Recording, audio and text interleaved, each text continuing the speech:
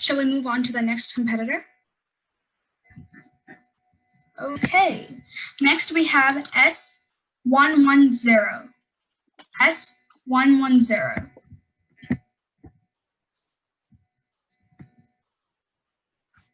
Can you guys hear me? Yes, we can. Okay, may I start? Yes, go ahead. Good afternoon, respected judges and friends. Today we are facing a global health crisis unlike any other in the 75-year history of the United Nations. This disease is killing people rapidly and spreading human suffering all around the globe. Today we are facing a huge health crisis, but it's not only a health crisis, it is a human, economic, and social crisis. COVID-19, which has been characterized as a pandemic by the World Health Organization, is attacking societies at their core. Through these past few months, we've been through so much. The stock market crashing, then to having loneliness being a part of our lives.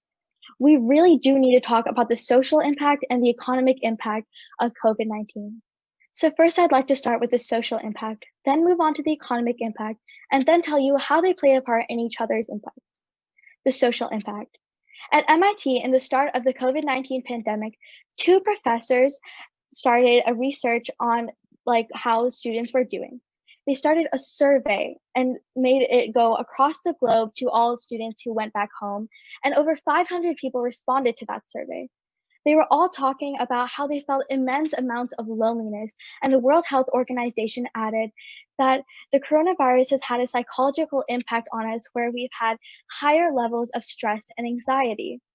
Quarantine has been taking us away from our usual activities and livelihoods, which is causing various mental health issues. These mental health issues have had a huge effect on our economy. In fact, our economy has been suffering because of it. Before I can tell you why, we need to address what's going on in our economy right now. If you can remember, before the coronavirus started, we were having a trade war with China. This was happening because most manufacturing was moving to China because of the lower labor costs. And we never really fixed this problem because COVID-19 came in the way. But we're facing the repercussions of that now. For example, Nike relies heavily on China for production and are now facing igniting fears of disruption to the supply chain. And Apple is already looking for suppliers to fix the loss of production. Because of this, economists have lowered their estimates for global growth due to the outbreak, and people are saying that China's economy is going to face the lowest growth level since it's ever faced, except for the financial crisis of 2008. Now you must be wondering, what does this play a role with in the social impact? Because they're so incredibly different. Well, the stress and anxiety levels we heard about in the social impact started not only when people shifted to working at home, but before that, when COVID-19 started. It started and people were really worrying about the fact that their loved ones may get harmed because of COVID-19, because they're old, maybe they're young, maybe babies, and stuff like that. So stress and anxiety levels were already pretty high, and that very much affected their job, which affected the economy, which reflected back on us, and that put their job at risk. Now, that's also affecting their stress and anxiety levels because people are starting to think, oh my God, I might lose my job, I need to work harder, and they could lose everything in the process of this chaos.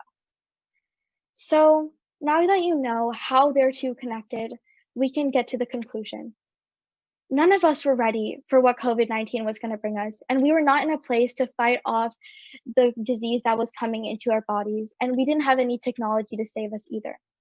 So we were not at a place to have COVID-19 come into our lives, but we have learned a lot from it.